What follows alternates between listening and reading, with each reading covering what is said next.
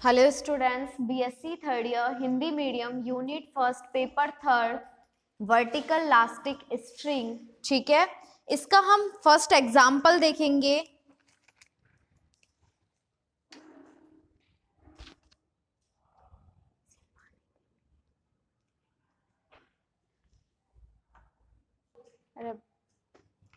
ठीक है, तो क्वेश्चन लिखो। एम द्रव्यमान का एक कण एम द्रव्यमान का एक कण एक हल्की डोरी द्वारा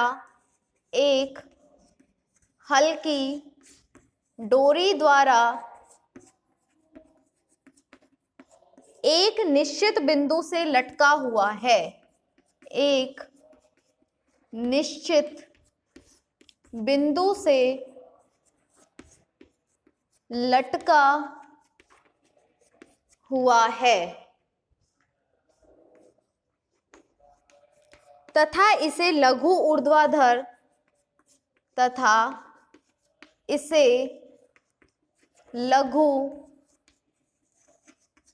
ऊर्ध्वाधर विस्थापन दिया गया है। विस्थापन दिया गया है। सिद्ध कीजिए कि कण की सरल आवर्त गति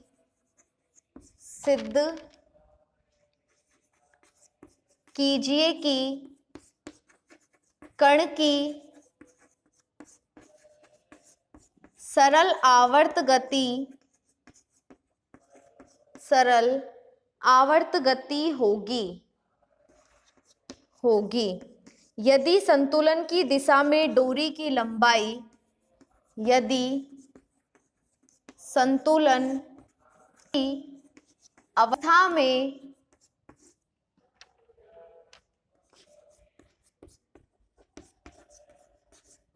डोरी की लंबाई L है तथा दोलन आवृत्ति n प्रति सेकंड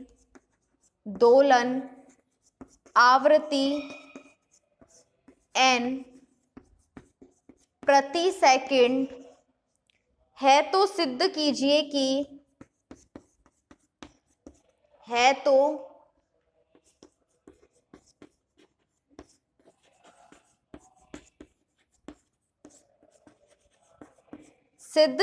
कि डोरी की स्वाभाविक लंबाई होगी। डोरी की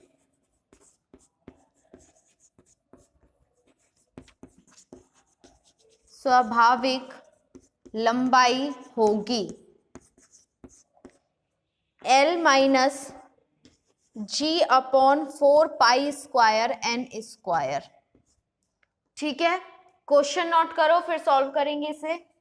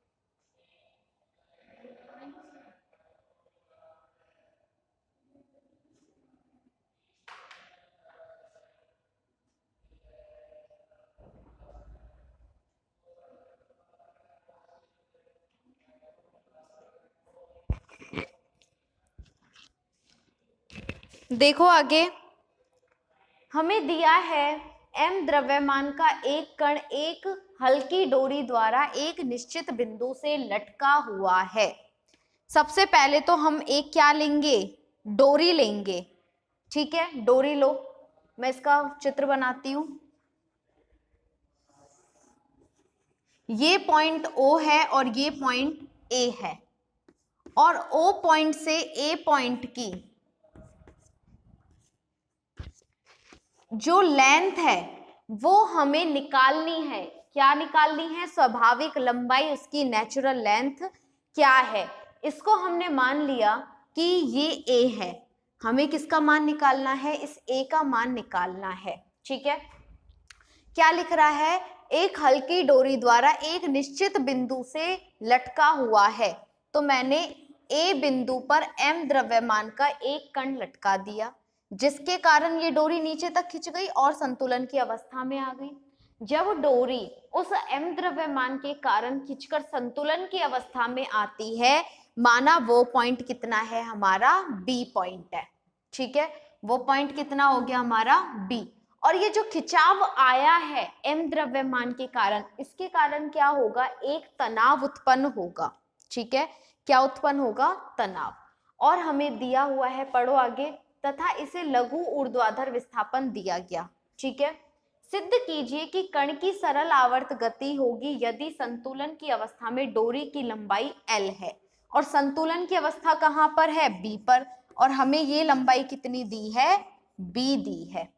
अब मैंने इस B पॉइंट से इस डोरी को C पॉइंट तक खींचा और C पॉइंट तक नीचे की तरफ खींचकर मैंने इस रस्सी को छोड़ दिया, तो ये डोरी क्या होगी, ऊपर की ओर गति करेगी।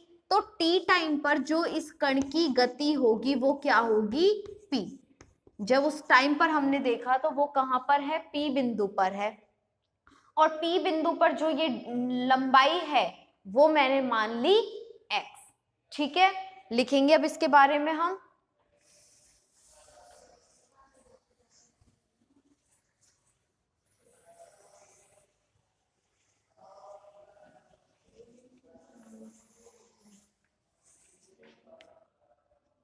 लिखेंगे माना कि O बिंदु पर डोरी स्थिर है। जो डोरी है वो कैसी है, स्थिर है। और जब स्थिर है, जिससे डोरी लटकाई हुई है, जिससे बांधकर डोरी लटकाई हुई है,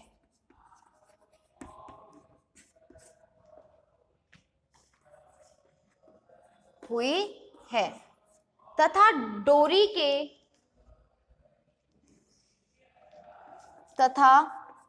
डोरी का दूसरा सिरा A बिंदु है, दूसरा सिरा बिंदु A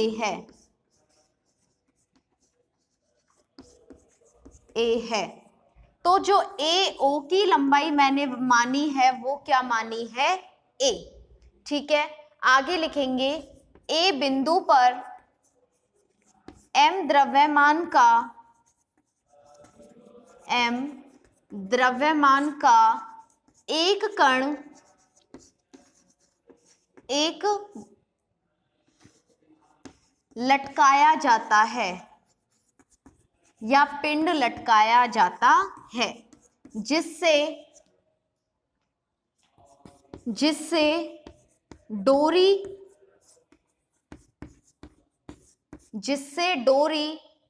बिंदु O तक खिंच जाती है, बिंदु B तक खिंच जाती है, तथा बिंदु B संतुलन की अवस्था में है, बिंदु B संतुलन की अवस्था में है, संतुलन की अवस्था में है।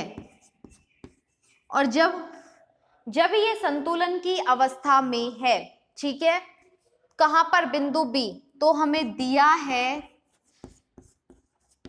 जो O से B की लंबाई है वो क्या है, L।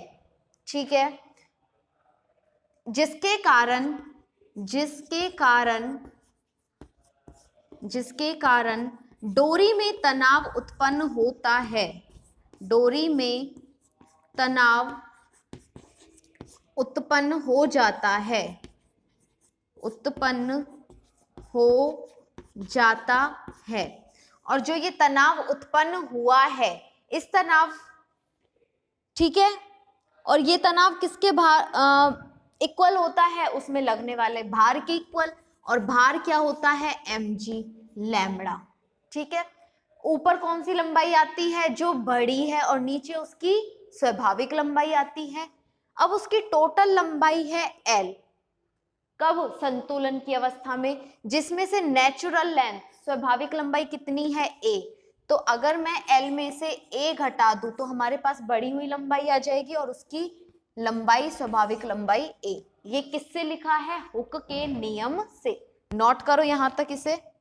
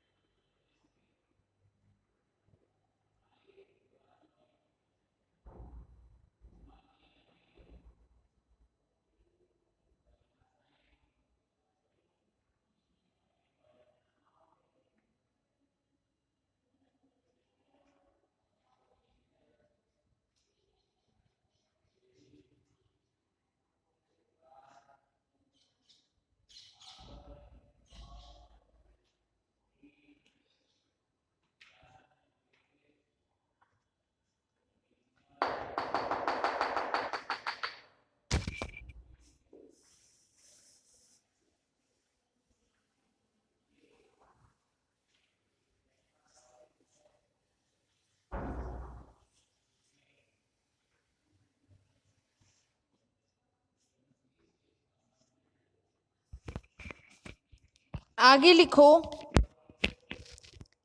माना कि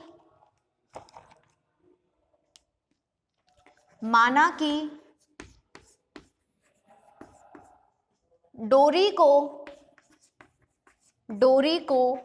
बिंदु B से खींचकर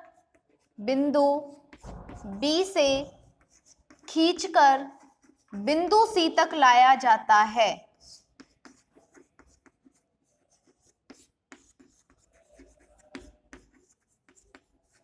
C तक लाया जाता है, और जब हम उसको खींचकर B से C तक लाएंगे तथा C पर डोरी को छोड़ दिया तो डोरी ऊपर की ओर गति करेगी, ऊपर की ओर गति करेगी। और जब ये डोरी ऊपर की ओर गति करेगी तो किसी समय t पर कण की स्थिति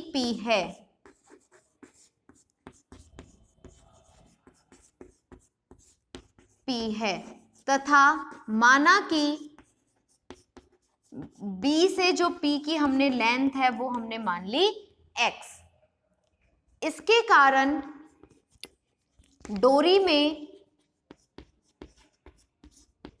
इसके कारण डोरी में दोबारा क्या होगा, तनाव उत्पन्न होगा। तनाव उत्पन्न होता है, तनाव उत्पन्न होता है किसके कारण, जो हमने ये डोरी बिंदु बी से बिंदु सी तक खींची है, इसके क्या क्या होता है, डोरी में तनाव उत्पन्न होता है। तथा कण की गति का समीकरण, तब कण की गति का समीकरण, और ऊर्ध्वाधर में कण की गति का समीकरण क्या होता है, जो उस पर बल लग रहा है, और बल क्या होता है F, और F किसके इक्वल होता है, ma के, और जो ये a है त्वरण, इसको हम लिखते हैं d2x/dt² equal to mg minus का t। ठीक है, नोट करो। फिर हम क्या करेंगे, इससे पहले यहां पर हम t का मान निकालते हैं। ये जो तनाव उत्पन्न हुआ है इसका मान भी तो निकालना जरूरी है ना। तो देखो किससे निकालते हैं तनाव का मान, हुक के नियम से। और हुक के नियम से क्या होता है, उसका प्रत्यास्था मापांक लैम्बडा, उसकी लंबाई में कितनी वृद्धि हुई है, तो देखो उसकी टोटल लंबाई कितनी है l+x, जिसमें से उसकी नेचुरल लंबाई घटा दी और उसकी नेचुरल लंबाई। ठीक है, इस पूरे में से यहां तक में से उसकी नेचुरल लेंथ यहां तक है, तो ये क्या हुई, बढ़ी हुई लंबाई हुई। ठीक है, बढ़ी हुई लंबाई कितनी हो गई, l+x - a अपॉन उसकी नेचुरल लंबाई, स्वाभाविक लंबाई a। ठीक है, तो ये नोट करो यहां तक। फिर हम समीकरण 2 से t का मान और समीकरण 1 से इस mg के जगह मान रखेंगे, और मान रखने के बाद हमारा क्या निकलेगा, उस कण की गति का समीकरण आएगा, जिसे सरल आवर्त गति के कण से हम कंपेयर करेंगे, तुलना करेंगे, और हमारे पास क्या आ जाएगा, उसका आवर्तकाल आ जाएगा। ठीक है, नोट करो पहले यहां तक।